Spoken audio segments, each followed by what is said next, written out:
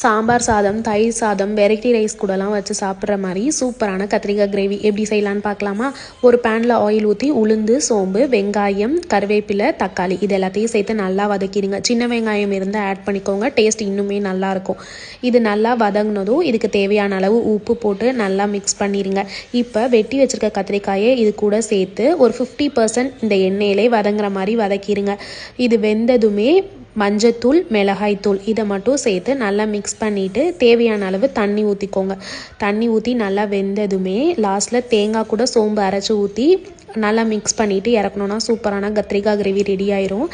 Try பண்ணி பார்த்துட்டு எப்படி இருக்குன்னு கமெண்ட்டில் சொல்லுங்கள். 2 வீக்ஸ் இதை செஞ்சுட்டு இருக்கும் போதே லைட்டாக பசிக்க ஆரம்பிச்சிச்சு. சரி இருந்த கேக்கை காலி பண்ணுவோன்னு எடுத்தேன். இது லுலுலேருந்து வாங்கிட்டு வந்திருந்தேன். புதுசாக நேம் போட்டிருக்க, ட்ரை பண்ணி பார்க்கலான்னு சொல்லி. ஆனால் வாங்குறப்ப வீட்டுக்கு போய் கூகுளில் சர்ச் பண்ணி பார்க்கணுன்னு தான் நினச்சேன். சுத்தர மறந்துட்டேன்.